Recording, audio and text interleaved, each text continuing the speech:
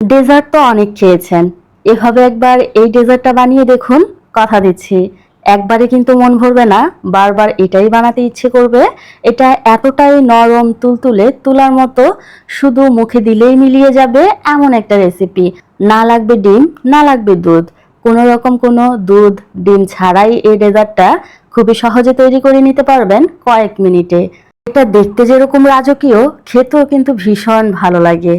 এটা যে কোনো খাবার টেবিলে থাকলে কিন্তু সবার নজর কেড়ে নিবে। আর রেসিপিটাও কিন্তু একদমই সহজ। কি, চলুন দেখিয়ে দিচ্ছি। প্রথমেই কিন্তু ক্যারামেল করে নিতে হবে। আধা কাপ চিনি দিয়ে এটাকে কিন্তু নাড়াচাড়া করা ছাড়াই এভাবে বসিয়ে রাখতে হবে। যখন সাইড থেকে কালার আসা শুরু করবে তখনই কিন্তু এটাকে নেড়ে চেড়ে ক্যারামেল করে নিতে হবে। আর ক্যারামেলটা কিন্তু খুব বেশি পুড়িয়ে ফেলা যাবে না, অথবা খুব বেশি কালার আনা যাবে না। ঠিক এরকম গোল্ডেন ব্রাউন কালার হয়ে গেলে আমরা চুলা গ্যাসটা বন্ধ করে এটাকে একটা মোল্ডের মধ্যে সেট করে নিব। সাথে সাথেই কিন্তু মোল্ডের মধ্যে ঢেলে দিবেন, না হয় কিন্তু কড়াইতেই জমে যাবে। এখন এটাকে এভাবে একটা সাইডে রেখে দিচ্ছি। এখন চলুন বাকি প্রিপারেশন সেরে নেই।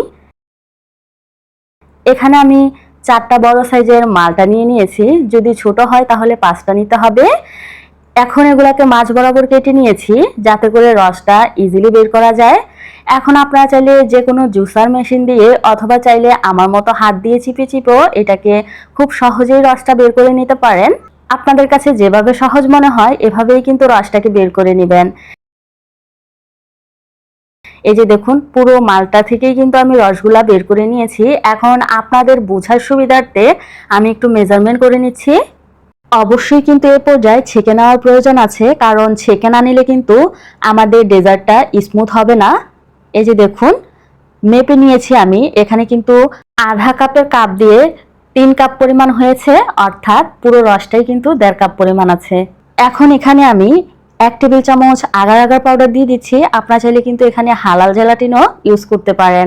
ভালো করে নেড়েচেড়ে মিশিয়ে নিলাম। চিনি দিয়ে দিচ্ছি আমার টেস্ট অ্যাকর্ডিং, অর্থাৎ 1/4 কাপ। আপনি আপনার টেস্ট অনুযায়ী অ্যাড করে দিবেন। এখন নেড়েচেড়ে মিশিয়ে আমি চুলা আঁচটা ধরিয়ে বসিয়ে দিলাম। এতক্ষণ কিন্তু আমি চুলায় বসাই নাই। এখন এটাকে এভাবে অল্প আঁচে কুক হতে রেখে দিব, অর্থাৎ একটা বলক ওঠাবো। আর এরই ফাঁকে আমি 1 কাপ হুইপ ক্রিম কিন্তু বিট করে নিব।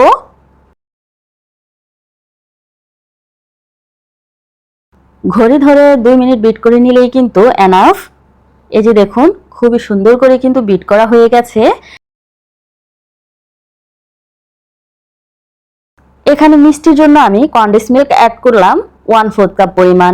আপনারা চাইলে কিন্তু এখানে আরো কম বেশি করে নিতে পারেন। যেহেতু এই হুইপ ক্রিমটা একটু মিষ্টি টাইপের হয়, তাই কিন্তু এখানে বেশি মিষ্টি দেওয়ার কোনো প্রয়োজন নেই। আমার বিট করা হয়ে গেছে।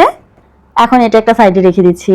এদিকে কিন্তু আগার আগার মিশ্রণটার মধ্যে বলক চলে আসছে। চুলা আঁচটা বন্ধ করে এখানে 1/4 কাপের মতো হুইপ ক্রিম ইউজ করতেছি। এটা কিন্তু বিট করা না, নর্মালি কিন্তু এভাবেই আমি দিয়ে দিয়েছি। এখন নেড়েচেড়ে মিশিয়ে নিতে হবে।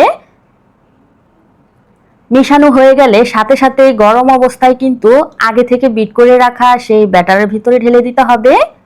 অবশ্যই কিন্তু সাথে সাথে এই কাজটা করবেন, না হয় কিন্তু জমাট বেঁধে যাবে। যেহেতু এখানে আগার আগার পাউডার দেওয়া আছে, তাই কিন্তু দেওয়া হয়ে গেলেই কিন্তু সাথে সাথে আপনাকে দ্রুত মিশিয়ে নিতে হবে, না হয় কিন্তু একসাথে মিক্স হবে না। এ পর্যায়ে দেখুন আমারটা মিক্স হচ্ছে না, কারণ লেট হয়ে গেছে। যার কারণে আমি একটা স্টিলের বোলের মধ্যে নিয়ে একটু গরম পানির উপরে ধরে এটাকে মিক্স করে নিয়েছি। এতে করে খুব সুন্দর করে মিক্স হয়ে গেছে। এখন একটা মোল্ডের মধ্যে দিয়ে এটাকে আধা ঘন্টা রেখে দিলেই সেট হয়ে যাবে। আপনারা চাইলে এভাবেও পরিবেশন করে নিতে পারেন, অথবা চাইলে ফ্রিজে রেখে একটু ঠান্ডা করে নিতে পারেন। যেহেতু এই ডেজার্টগুলা ঠান্ডা ঠান্ডা খেতেই ভীষণ ভালো লাগে। আর এই ডেজার্টটা ডিমোল্ড করতেও কিন্তু কোনো রকম কোনো প্যারা নেই। এটা উল্টানোর সাথে সাথেই ইজিলি বের হয়ে আসে। যেহেতু আমি ভিডিও করতেছি তাই আর ফ্রিজের মধ্যে রাখলাম না, এভাবেই আপনাদের সাথে পরিবেশন করে নিলাম। আর এটার লুকটা দেখুন, মাশাআল্লাহ। যে কোনো অকেশনে অথবা ছোটখাটো পার্টিতে এটা যদি খাবার টেবিলে রাখেন, তাহলে কিন্তু খাবার টেবিলের লুক 2 গুণ বেড়ে যাবে। আর যদি বাসায় খাওয়ার জন্য বানান, তাহলে খেতেই থাকবেন খেতেই থাকবেন, আপনার হাত কিন্তু থামবে না, শুধু মন চাইবে খেতেই থাকি। যারা ডায়েট করতেছেন তারা কিন্তু এই রেসিপি থেকে কয় শত মাইল দূর থাকবেন, কারণ এটা একবার খাওয়া শুরু করলে থামতেই মন চায় না। আমার আজকের এই সহজ আর সিম্পল রেসিপিটা আপনাদের কাছে কেমন লেগেছে এটা জানাতে একদমই কিপটামি করবেন না। যারা চ্যানেলে নতুন অবশ্যই কিন্তু চ্যানেলে আমন্ত্রণ রইল, আমার চ্যানেলটা সাবস্ক্রাইব করে আমার পাশেই থাকবেন। বেশি ভালো লাগলে অবশ্যই একটা লাইক দিবেন। আর যারা করে দিয়েছেন তাদেরকে জানাই অসংখ্য অসংখ্য ধন্যবাদ। এভাবেই আমার পাশে থাকবেন। আজ এই পর্যন্তই। সবাই ভালো থাকবেন, আমার জন্য দোয়া করবেন। আল্লাহ হাফিজ।